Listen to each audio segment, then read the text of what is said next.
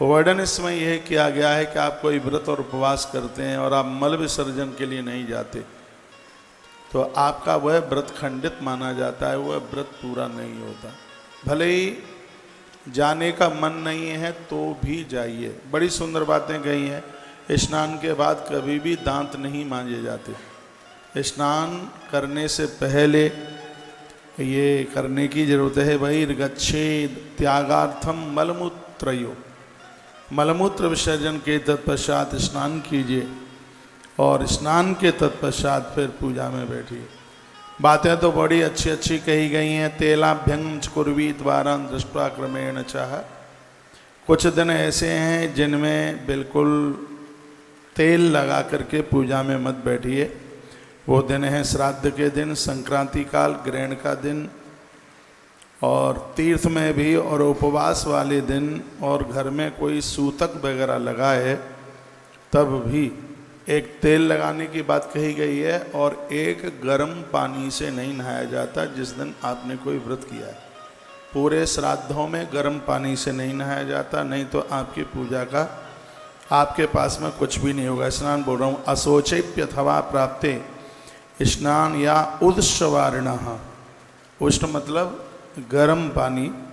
इस गर्म पानी से आप कब कब नहीं नहा सकते? श्राद्धे च ग्रहणे उपवासे प्रतिपद्यने। श्राद्ध के समय पर, ग्रहण के समय पर, उपवास के समय पर, और आप इस गर्म पानी से नहीं नहा सकते। भगवान शिव को गर्म पानी से स्नान करने के लिए, अभिषेक करने के लिए बिल्कुल मना किया गया है। तीर्थ देवता का स्मरण करते हुए शुद्ध वस्त्र से ही स्नान करें। कभी भी अपवित्र वस्त्र पहन करके नदियों में आप प्रवेश ना करें। इस बात का भी वर्णन किया गया है। कहा गया है कि रात्रि का पहना हुआ वस्त्र ठीक नहीं है, वो शुद्ध नहीं है, उसको भी पहन करके आप नदियों में स्नान नहीं कर सकते। यह भी वर्णन कर दिया गया। रात्रि का वो वस्त्र है, उससे आप मलमूत्र विसर्जन करने के लिए गए हैं, ऐसे वस्त्र को पहनकर आप नदियों में आप स्नान नहीं कर सकते। शुद्ध वस्त्र पहनकर, स्पष्ट वर्णन है। जो वस्त्र बाहर से धुल के आया है पूजा में, उस वस्त्र को भी शुद्ध नहीं माना गया। 16 नंबर का श्लोक है, लिखा है तई कार्यम छालितम च प्रत्यजेत। जो बाहर से धुल करके जो वस्त्र आया है उस वस्त्र को बिल्कुल भी शुद्ध और उसको पवित्र माना नहीं गया है। उसके ऊपर जल के छींटे लगाइए, फिर उसको धारण कीजिए। नहीं तो पूजा में जो वस्त्र पहना जाता है वह खुद आपके हाथ का धुला हुआ होना चाहिए। ऐसा इस ग्रंथ में वर्णन किया गया है। स्नान आदि के तत्पश्चात देवता और ऋषियों को तृप्त करने के लिए उनके लिए तर्पण करें। जहाँ भगवान की पूजा कर रहे हैं, गौ माता की गोबर से उस स्थान को लीप करके फिर उस पर उत्तम आसन बिछाएं। 2 काम ऐसे हैं जो बिना आसन के नहीं होते, एक है भोजन और एक है भजन। ये दोनों जगह पर आसन का होना बहुत ज़्यादा जरूरी है। वर्णन है आसनम च शुभम तत्र रचनीयम द्विजोत्तमा। ब्राह्मण आचार्य लोग ऐसा कहते हैं कि आप भजन में और भोजन में दोनों जगह है आप आसन बिछाइए। कपड़े पहनने के तत्पश्चात आचमन किया जाता है। धौत वस्त्रम ततोधार्यम पुनर्आचमनम चरेत। आचमन करके लोग कहते हैं पूजा में मन नहीं लगता। मन इसलिए नहीं लगता है क्योंकि उसका विधि, उसका विधान ठीक से नहीं है। एवं कृत्वा त्रिपुंडम च रुद्राक्षम धारिये नर। खड़े होकर कभी भी तिलक चंदन न लगाएं। तिलक चंदन लगाने के लिए बैठकर, इसमें तो ये लिखा है देवताओं के सन्मुख बैठ करके अपने भाल के ऊपर चंदन लगाइए, तिलक लगाइए। देवताओं की तरफ मुख करके, स्पष्ट वर्णन है उसमें वर्णन है कि त्रिपुंडम, भगवान के सन्मुख तिलक, त्रिपुंड, रुद्राक्षान धारिये नरः। रुद्राक्ष की माला रात्रि को आपने उतार करके रखी है। सुबह जब उसको धारण करते हैं तो महादेव से अनुमति मांगकर उसे धारण कीजिए। भगवान शिव को कहिए कि प्रभु ये आपका प्रसाद है, ये माला आपकी कृपा है, और आपकी आज्ञा लेकर के और हम इस माला को धारण कर रहे हैं। क्या अद्भुत बातें कही गई हैं। तो ये बड़ी अच्छी बात कही है। आचमन त्रिवारम मंत्र पूर्वकम, 3 बार मंत्र बोल करके आचमन कीजिए। एकम बात प्रक्रियाच गंगा बिंदु ऋतुब्रवण, मंत्र बोलकर आपने साधारण जल का भी आचमन किया है, तत्काल वह जल गंगा का रूप धारण कर लेता है। 3 ही तो बात बोलनी है। ओम केशवाय नमः, ओम माधवाय नमः, ओम नारायणाय नमः। आचार्य जी श्लोक मिले?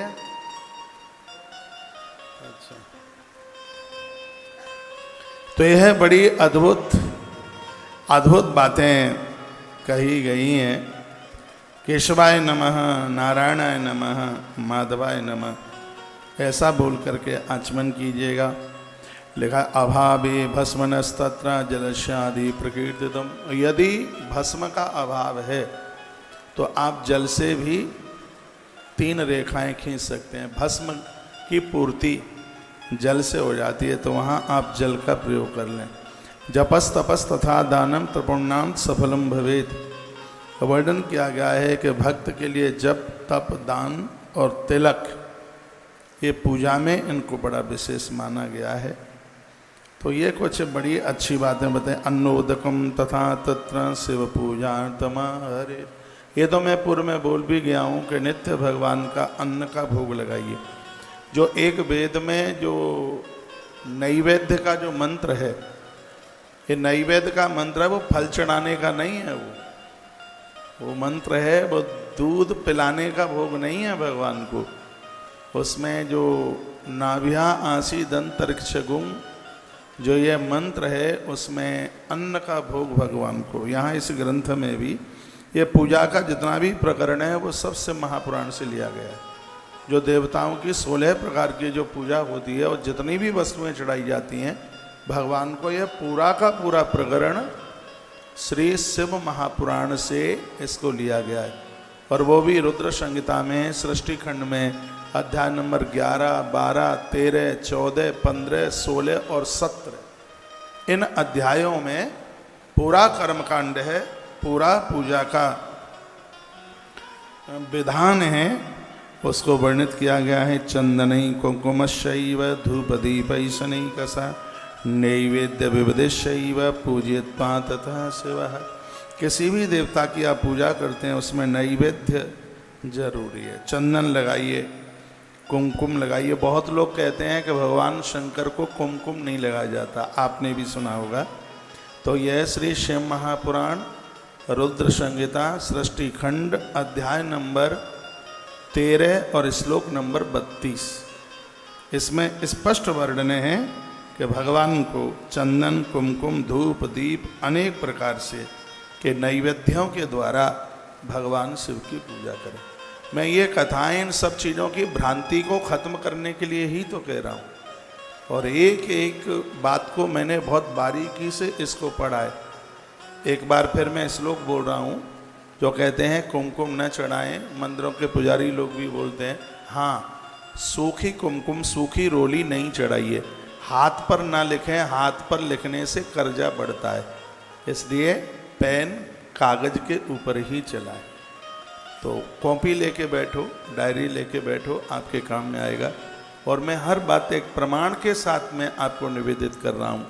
श्री शिव महापुराण रुद्र संहिता सृष्टि खंड अध्याय नंबर 13 और श्लोक नंबर 32, इस श्लोक में महादेव के ऊपर कुमकुम चढ़ाने के लिए, रोली चढ़ाने के लिए कहा है। उसमें जल डालिए, गीला करके चढ़ाइए, क्योंकि सूखी रोली तांत्रिक लोग प्रयोग में लेते हैं उसको।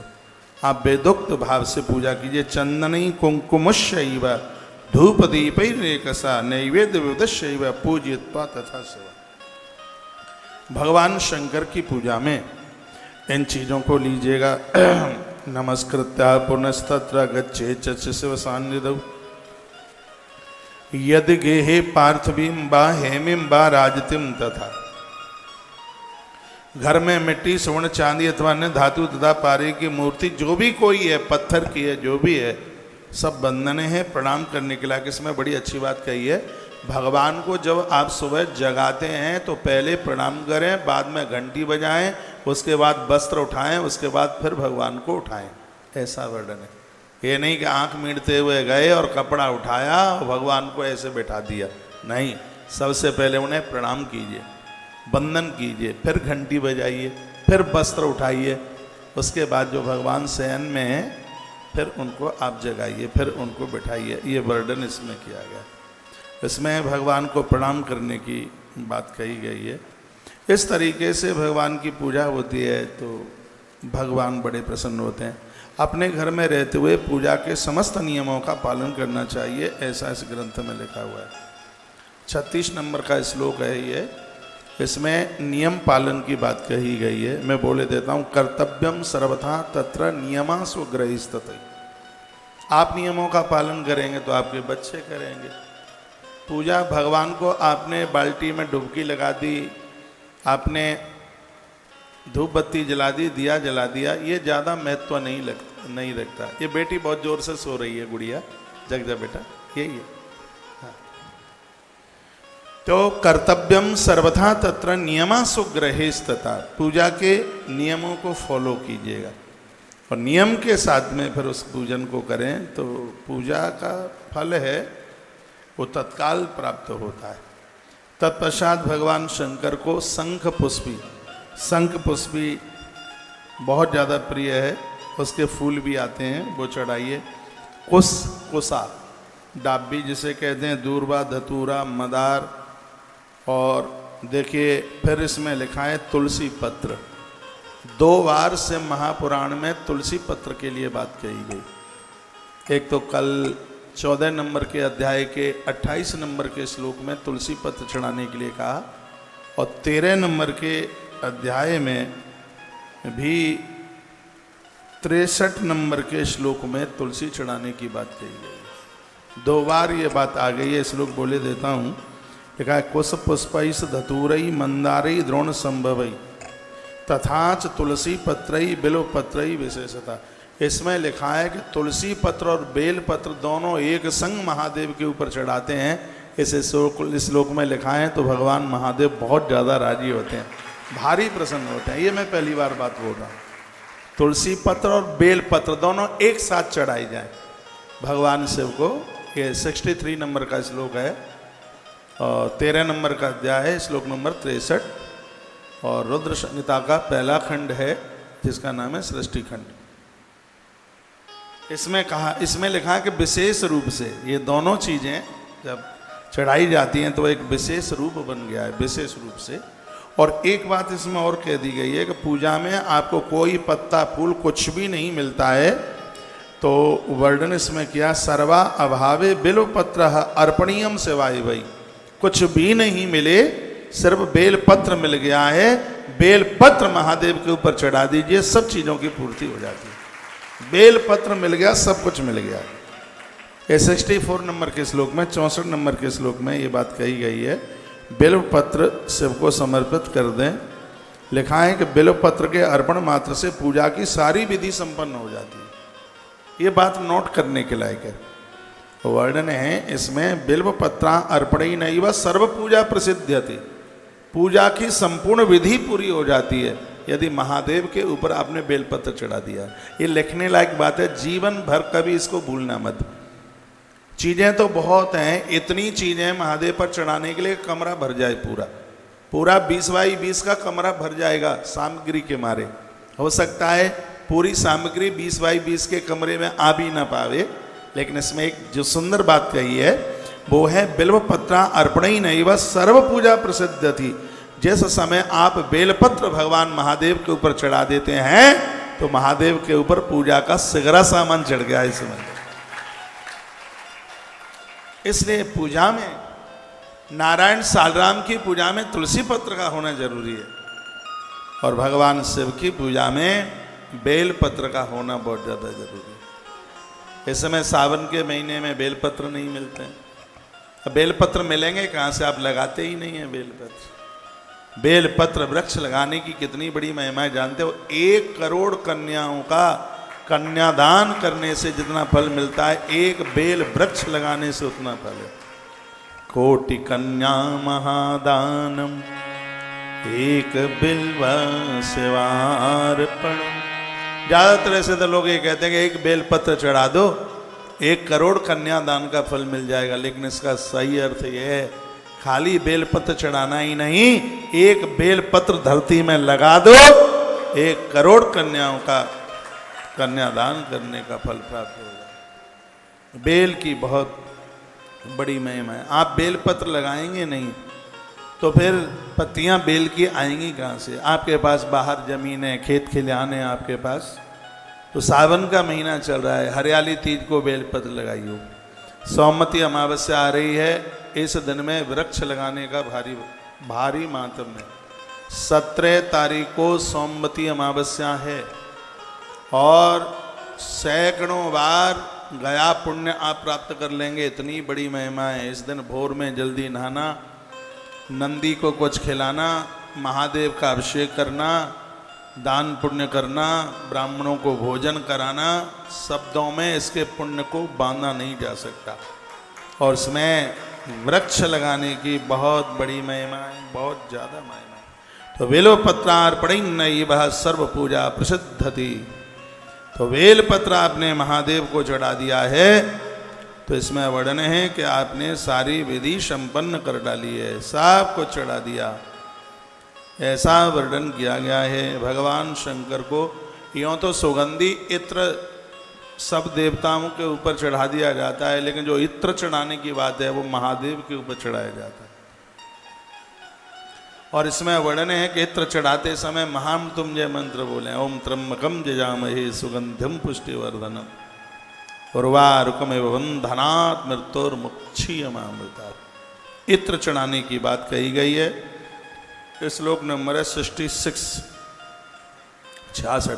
तथा सुगंध चूड़म वैवासतम तैलमुत्तमम, सुगंधित द्रव्य सुगंधित तेल, अर्पणीयम च विविधम शिवाय परमाम मुद्राः। भगवान शंकर अति प्रसन्न हो जाते। गूगल की धूप से महादेव भारी राजी होते हैं, बहुत प्रसन्न होते हैं। नैवेद्य की बात हमने बताई दी है आपको। ततः प्रदक्षिणाम कुर्यां शिवस्य, भगवान शिव को वंदन प्रणाम पूजा। और जो वस्तुएं कई दिन से मैं आपको ये सब बातें आपके बीच में निवेदित कर रहा हूँ। एक बात, कल मेरे पास काफ़ी मैसेज थे। 1 लाख गेहूँ गोधूम महादेव को आप चढ़ा रहे हैं, एक दिन में नहीं चढ़ा पाओ तो सावन भर में चढ़ा दो।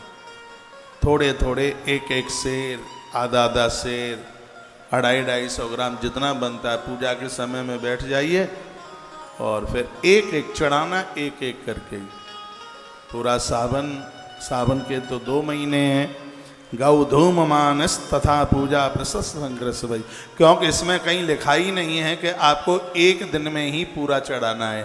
मैंने 10-5 श्लोक आगे पीछे के इसमें देखे हैं, लेकिन इसमें कहीं ऐसा नहीं लिखा है कि आपको ये 1 लाख जो गेहूं के दाने हैं वो 1 ही दिन में चढ़ाने हैं।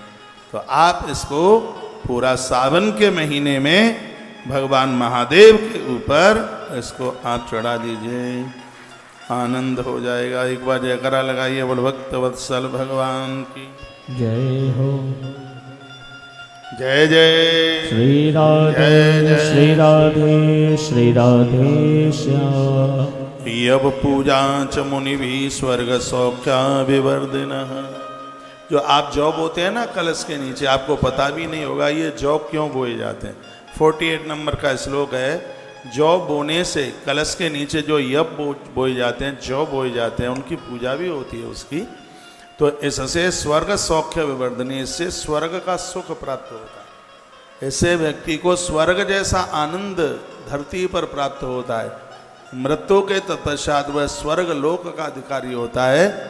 पूजा में ज्वारे बोलने की इतनी बड़ी महिमा है। कोई भी आप अनुष्ठान करते हैं उसमें जौ बोने ही होते हैं। यव पूजा च मुनि भी, संतों ने, ऋषियों ने, योगियों ने इस बात की भारी सराहना करी है कि आप जौ बोइए। और ये निकले हुए जो जौ हैं ये आयुर्वेद में बड़े प्रभावशाली हैं। गेहूं का जौ फिर उसका रस निकालकर यदि कैंसर के मरीज को दिया जाए तो रोग में बहुत बड़ा फायदा मिल जाता है। गेहूं बोया जाए, उसका जो ज्वारा निकलता है हरे रंग का, और मिक्सी में डाल करके उसका रस निकाला जाए और वह उस मरीज को दिया जाए, बड़ा खतरनाक रोग है ये, तो इससे उस मरीज को फायदा मिल जाता है। तो आयुर्वेद में भी बड़ा प्रभावशाली है और पूजा में तो है ही प्रभावशाली। लेकिन जो पूजा में हैं वो ये इंद्र के द्वारा प्रकट हुआ है। जो ये जितने भी अन्न हैं ये देवताओं से बने, ये इंद्र से प्रकट हुआ है जो, इसलिए इसका एक नाम इंद्र जौ और है। और हाथ में इस जौ का निशान होता है। जो लोग हस्तरेखा देख लेते हैं, मैं भी देख लेता हूं पर देखता नहीं। अब अनुभव तो करना ही चाहिए, किताबें पढ़िए, ग्रंथ पढ़िए। जिसके अंगूठे में यव का निशान हो, जौ का निशान हो, ऐसा व्यक्ति बनखंड में भी जाकर के पहुंच जाए तो लक्ष्मी नारायण उसका संग नहीं छोड़ेंगे, भगवान उसका साथ नहीं छोड़ेंगे। ये हाथ में यहाँ होता है, इस जगह पर। वो जहाँ भी पहुंच जाएगा दुनिया उसके संग संग होगी। अंगूठे में होता है, इस पोटुआ के नीचे होता है, यहाँ होता है यव का निशान, यहाँ होता है। मेरे दोनों हाथ में, इसमें भी है, इसमें भी। तो जौ की तो बड़ी महिमा है। तो ये छोटी छोटी बातें बताई गई हैं, इनको अपनी पूजा में जोड़िएगा। जैसे आप बेलपत्र लगाते हैं, तिल पुष्पई तथा मानम, उसी प्रकार से तिल की पेड़ भी लगाएं, उसके फूल भगवान शिव को आप चढ़ाएं। भगवान शंकर को बहुत प्रिय है और तिल के फूल भगवान को चढ़ाने से घोर गरीबी का नाश होता है। यहाँ तक कि कमल के फूल से भी ज़्यादा महादेव को तिल के पुष्प और ज़्यादा प्रिय है। ऐसा इस ग्रंथ के 62 नंबर के श्लोक में ऐसा वर्णन है। और ये तो आप बो देंगे, गमले में ही बो दें तो ये बहुत जल्दी निकल करके आ जाता है। और इस समय ये तो ऋतु चल रही है तिल बोने की, तिल का वृक्ष, और इसका फूल सितंबर में आ जाता है, अक्टूबर में आ जाएगा। और उन फूलों से भगवान शिव की पूजा की जाए। आज मैं फ़ोन करूंगा शाम को कि गौशाला में थोड़े तिल बो दिए जाएं फूलों के लिए, कहीं एक खेत में एक कोने में तिल, तो उसके फूलों से भगवान शिव की पूजा की जाए।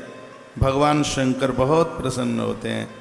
देवताओं के लिए भी बड़े आनंद की बात है। आपको 4 गाड़ी चाहिए, हर रोज़ बदलने के लिए आपको गाड़ी चाहिए। मुझे देवता इसलिए अच्छे लगते हैं क्योंकि देवता तृप्त हैं अपने आप में। कभी भगवान नारायण कभी महादेव के पास नहीं गए, ये नहीं कहा कि गरुड़ पर बैठे बैठे मैं बोर हो गया हूँ, कुछ दिन के लिए आप मुझे अपना नंदी दे दीजिए, कभी भी नहीं गए।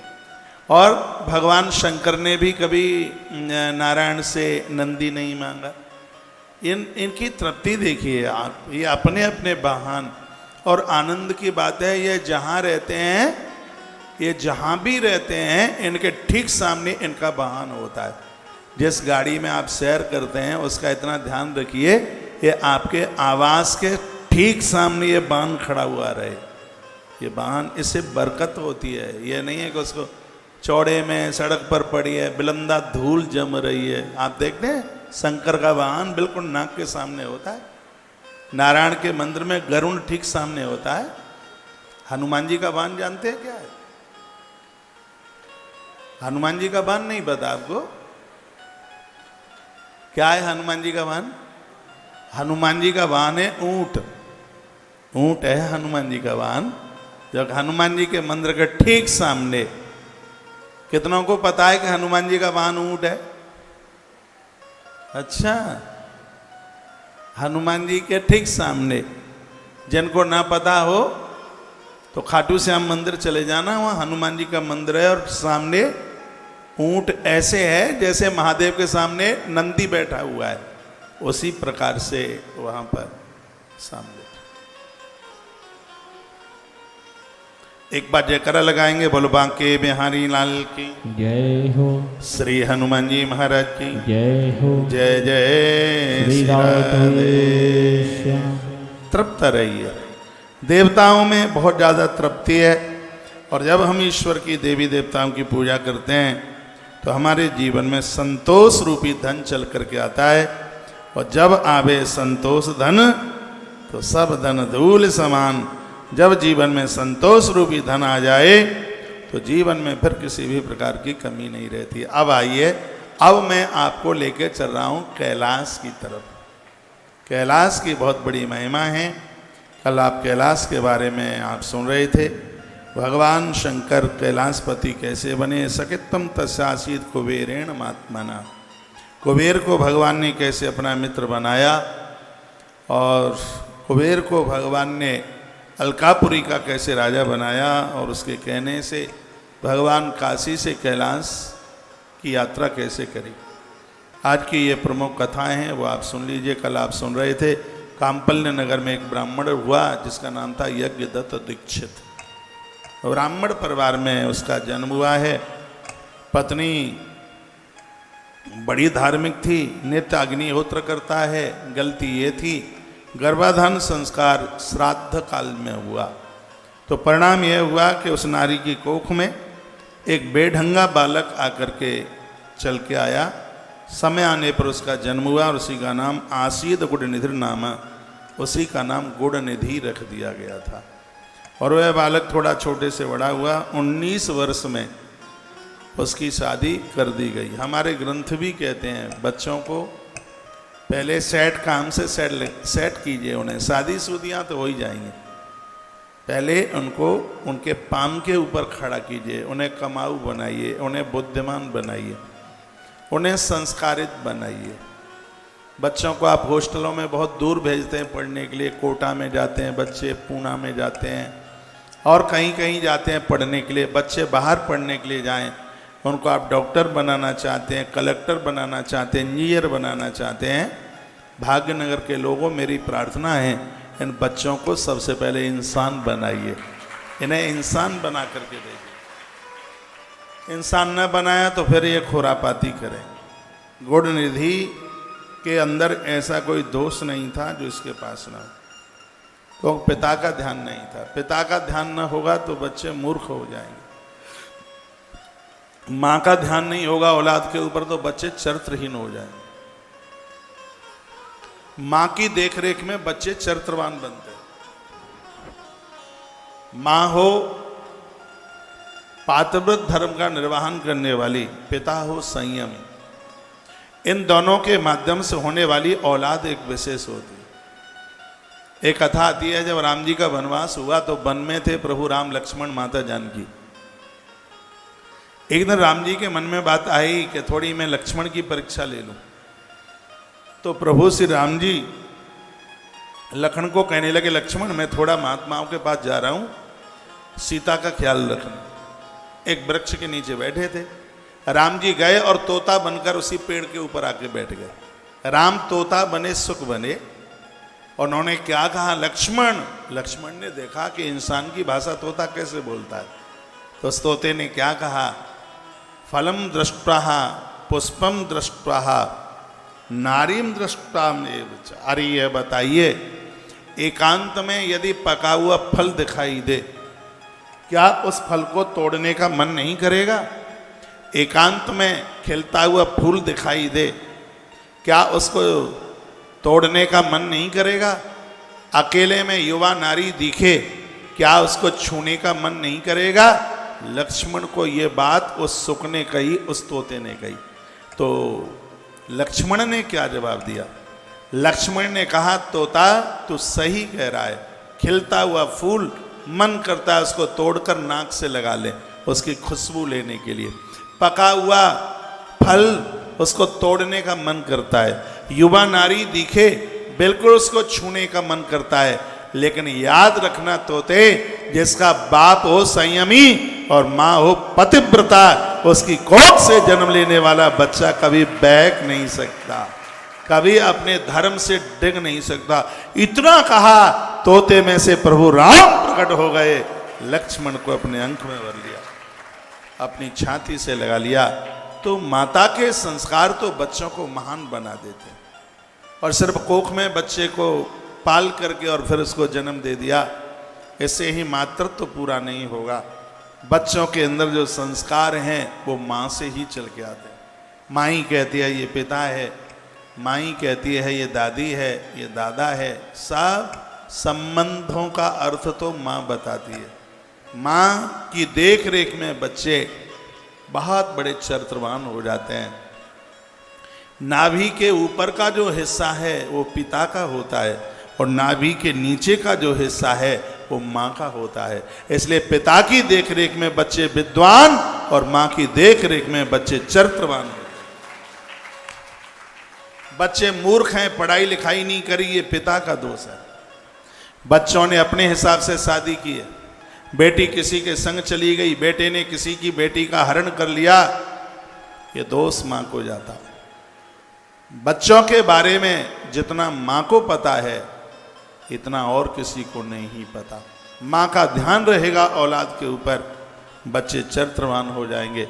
इसलिए थोड़ा मोबाइल पर ध्यान कम दो, बच्चों पर ज़्यादा दो। आपके बच्चे अभी छोटे छोटे हैं, आपके मम्मी पापा ने भी आपको पढ़ाया लिखाया है, नौकरी करने के लिए नहीं, बच्चों को आप समझदार बना सकें। जीजाबाई ने एक मराठा के सेवा को छत्रपति शिवाजी बना दिया।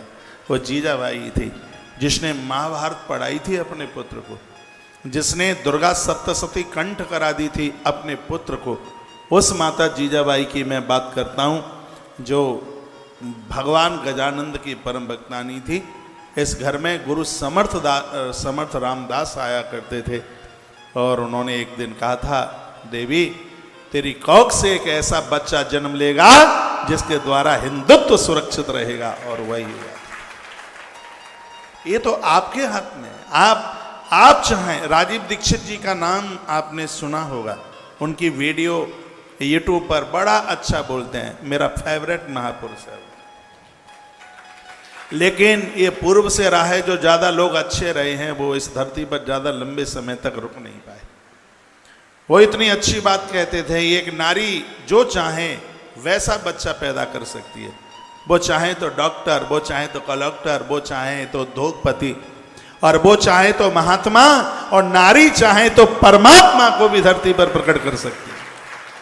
ये उसके हाथ की बात है। आप जो चाहें अपनी औलाद को आप वो बना सकते हैं, लेकिन आपको टाइम ही कहाँ है। आपका तो पूरा का पूरा फोन पूरे दिन तो पियर में चिपका रहता है। बच्चा आता है, थैला के पटकता है, आधा घंटे तक मांगता रहता है मम्मी भोजन।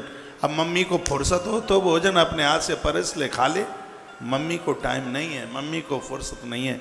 ऐसी कौन सी बहन है जो दिन में 10 बार अपने पियर फोन ना करती हो। मैं निवेदन करना चाहूँगा, ससुराल जाकर के जो बहनें अपने पियर को बहुत याद करती हैं, वो ससुराल में आनंद पूर्वक नहीं रह सकती। आप ससुराल को याद कीजिए, लेकिन ऐसा नहीं है कि दाल चढ़ाने को रखी तो फोन, छौंक लगाया तो फोन, आटा गूंथा तो फोन। आप क्यों जा रहे हैं? कोई बात बुरी लग गई है दादाजी?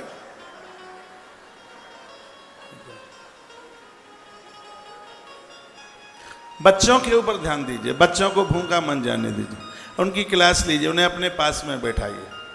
कितना अच्छा लगता है जब बच्चे के सर पर आप कंघी लगाते हैं, कितना अच्छा लगता है जब आप बच्चों को यूनिफॉर्म पहनाते हैं।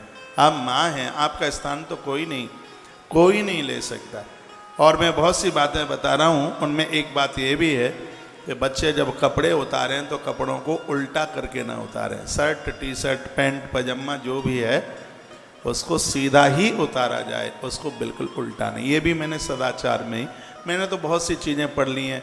नारी अपने गोपनीय वस्त्रों को चौड़े में न सुखाए, ऐसा भी ग्रंथ में वर्णन है।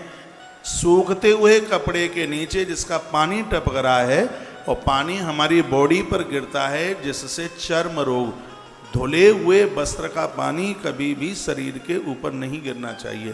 तो कपड़ा ऐसी जगह सुखाया जाए जिससे व्यक्ति इन सब चीज़ों से बच जाए। पहले की दादियाँ बड़ी होशियार होती थी, बहुत ज़्यादा होशियार होती थी। आप भोजन बनाती हैं, बाल टूट कर अन्न में चला जाता है, ये जाता है पेट में, बहुत बरसों तक ये पेट में शरीर में गांठें बना देता, कैंसर पैदा हो जाता। इसलिए पूजा करते समय, भोजन बनाते समय और किसी के चरण छूते समय नारी का जूड़ा बंधा हुआ होना चाहिए। बाल केस खुले न हुए हों। नारी के खुले केस अशुभ हैं, वो झगड़ा कर देते हैं। और वो द्रौपदी का ये संकल्प था कि ये केस नहीं बंधेंगे, और खुले केसों ने क्या क्या दंड मचाया आप सब जानते हैं। मैं क्या बोलूँ, मैं तो कोई बात संकेत में ही कहता हुआ जाता हूँ। आप भोजन बना रहे हैं, आप पूजा में बैठे हुए हैं, आपका जोड़ा, आपके केस बंधे हुए होने चाहिए। ये टूटा हुआ बाल अन्न के माध्यम से पेट में जाता है, इससे भी कैंसर जैसी बीमारियां बनती हैं। इसलिए ध्यान रहे इस बात के लिए। जो स्त्री पुरुष कोई भी हों जिनके नाखून लंबे हैं, बड़े बड़े नाखूनों का सीधा अटैक लीवर के ऊपर होता है। मेरी कोई बात काट के तो बताए, गलत कह रहा हूँ तो। लंबे लंबे जो नाखून हैं, बड़े बड़े नाखून हैं, चेकअप भले ही करा लेना। 2 प्रकार से ये लीवर के ऊपर बड़ा अटैक पड़ता है। या तो किसी को पीलिया रोग हो जाए, ये बहुत खतरनाक रोग है, इसका सीधा अटैक लीवर के ऊपर है।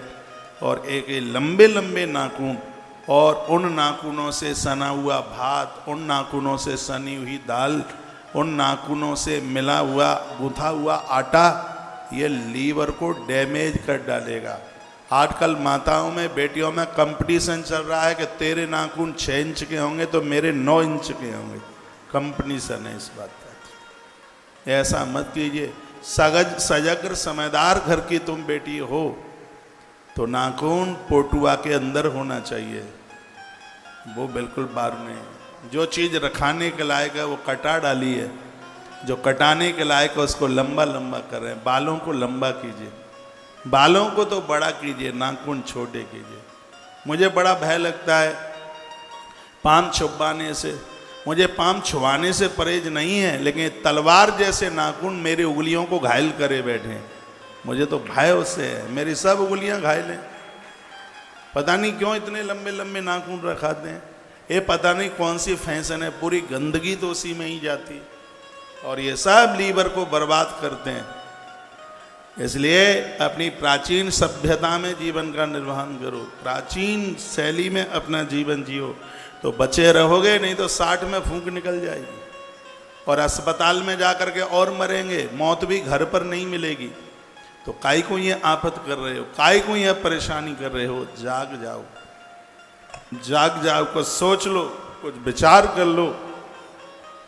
महात्माओं ने हमारे जीवन के लिए बड़े शोध किए, उन्होंने बड़ी तपस्या की। आपको क्या पता है कि इन ग्रंथों को लिखने के लिए उन्होंने कितनी मेहनत की होगी। जीवन भर दूध पी करके भगवान व्यास इन ग्रंथों को लिखते रहे। वियड जंगल में बैठकर नदियों का पानी पी करके इन ग्रंथों को लिखते रहे। इनमें बड़ा शोध और इनमें बड़ा चिंतन किया था, तब ये सब सामग्री हमारे पास में आई है। लेकिन जो चीज़ें फ्री में मिल जाती हैं उसका महत्व थोड़ी ही समझा जाता है।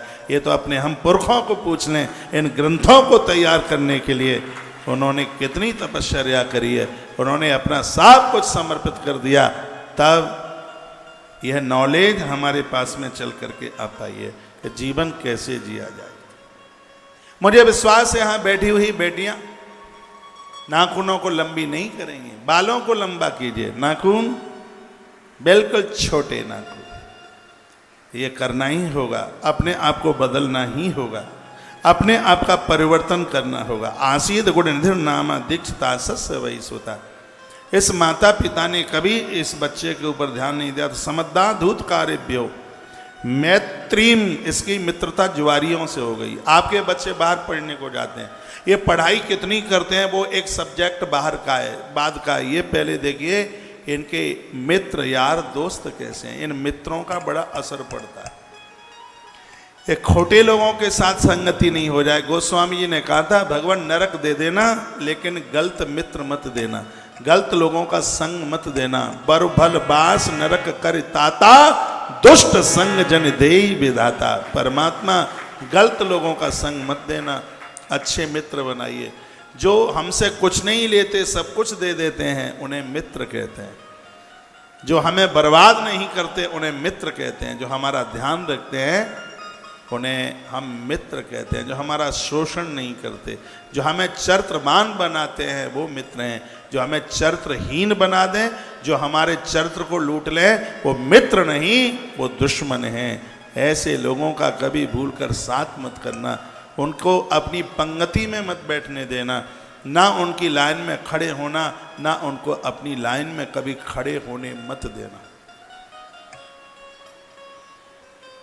ईश्वर ने बड़ी कृपा करी है, तब तो ये जीवन मिला है, और इस जीवन को हम ऐसे ही गवा देंगे?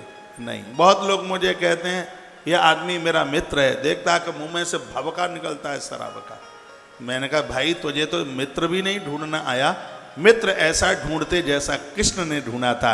बहा सुदामा कमाल है तेरा, क्या कहे, ऐसा मित्र ढूंढते। मित्र कहा जाता है कि मित्र के बिना सुख नहीं मिलता। 4 चीजें ऐसी हैं जो छोड़ने के लायक नहीं है, भुलाने के लायक नहीं है। 4 हैं, एक है धैर्य, एक है धर्म, एक है मित्र और एक है पत्नी।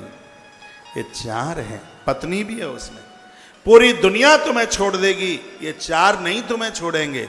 एक धर्म नहीं छोड़ेगा, एक धैर्य नहीं छोड़ेगा, यदि बढ़िया है तो मित्र नहीं छोड़ेगा, और अच्छे घर की स्त्री है तो पत्नी भी नहीं छोड़ेगी। नहीं तो कोरोना में पति को कोरोना हो गया था और वो कहती है ठीक हो जाओ तो फोन कर देना, आ जाऊंगी। नहीं मैं जा रही हूँ पीयर, और बहुत छोड़ छाड़ करके चली गई। ऐसी स्त्रियों का क्या विश्वास करेंगे? मेरी लिस्ट में बहुत हैं ऐसी। मुझे उसकी सास का फोन आया, महाराज जी बेटे को कोरोना हो गया है, और बहू कहती है कि मैं जा रही हूँ, ठीक हो जाए तब बता देना। और भगवान की कृपा से वो ठीक हो गया। अब खूब फोन कर दिया आ जाऊं, वो कहता है बिल्कुल जरूरत नहीं है, तेरे लिए तो मैं ऊपर चला गया। उसका जवाब भी बिल्कुल सही है, उसका गलत क्या बोल रहा है। ये 4 चीजों की, ये 4 की परीक्षा आपस में ही होती है। परेशानी में 4 का परीक्षण होता है। पति कमाऊ है, खूब पैसा देता है, उसके संग बने रहो, कोई बड़ी बात नहीं है। पति को कष्ट आया, कोई एक्सीडेंट हो गया, दुर्घटना हो गई, बीमार हो गया, उस समय नारी उसकी 4 पाई पकड़ करके बैठी रहे, तब पता लगता है कि अच्छे बाप की बेटी हो तुम, बढ़िया पत्नी बनकर जीवन जी रहे हो, तब पता लगता है। गोस्वामी जी ने बड़ी सुंदर चौपाई डाली, और माता अनसुईया बोली, कहती है कि धीरज धर्म में